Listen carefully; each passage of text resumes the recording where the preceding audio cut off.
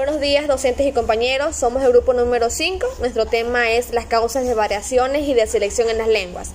Como subtema tenemos las relaciones en los pueblos entre sí. Las relaciones comerciales, industriales, públicas y literarias que tienen los pueblos entre sí es únicamente el origen de variaciones y de selección, arrastrados por el turbión de una vida ocupada. No nos apercibimos a cambios graduales, porque a nosotros y a nuestro alrededor todo cambia entre todos. El contraste llama la atención hacia las modificaciones verificadas, pero aquí el contraste nos falla. Se puede suponer que en un instante una parte del pueblo se llegue a aislar, mientras que la otra parte continúe mezclándose con los demás pueblos. ¿Qué sucedería en unos años? El grupo que se aisló fue sometido únicamente a variaciones constantes, por lo cual ese grupo aislado fue el único que llevó el lenguaje nacional. Buenos días, yo les voy a hablar sobre el proceso de las ciencias y de las artes. Los procesos que hacen las artes, las ciencias, la industria, son una causa permanente de variación y de selección.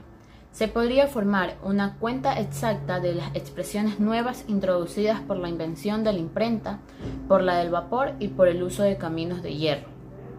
Un ejemplo curioso de la selección que ejerce el proceso de las ciencias es el que nos ha dado una metáfora del siglo XVI.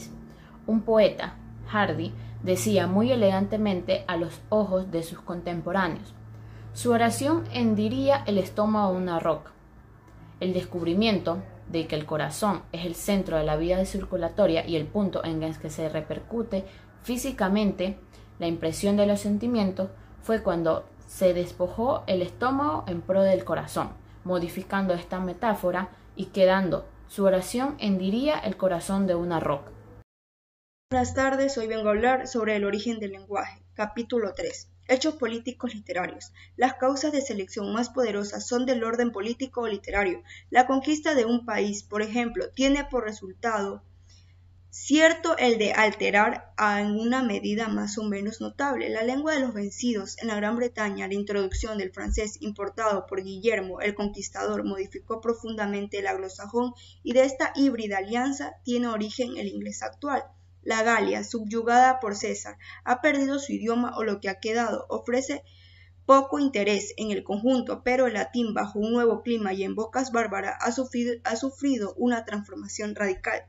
O por mejor decir, del crecimiento de los dos idiomas como de las dos razas ha nacido una nueva raza y una lengua nueva. Ambas han tenido sus destinos. En los primeros tiempos de la monarquía francesa, dos dialectos principales dividían la Francia, la lengua de Oïl y la lengua de Oïl, pronunciarse Oïl.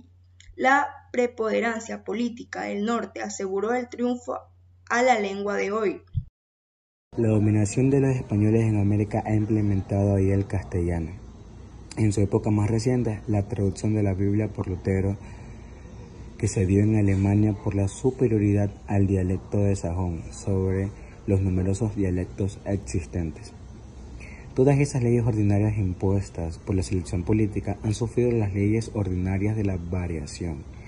Por este genio literario se coloca en el primer rango como la causa de la selección, sobre todo con respecto a un mismo país, con el poema de Dante de la Divina Comedia.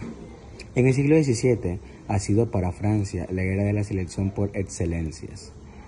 Las obras maestras de esta época, por el vigor de las ideas y el esplendor del estilo, que han desterrado o herido la muerte de multitud de expresiones de las figuras legales por la edad de las precedentes.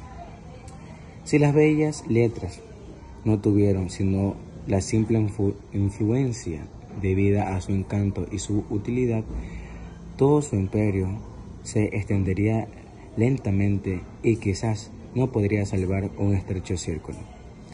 Es el pequeño número de hombres instruidos en la presencia de la multitud de ignorantes, pero con un gobierno centralizado impongan a cada ciudadano la obligación de aprender esta lengua.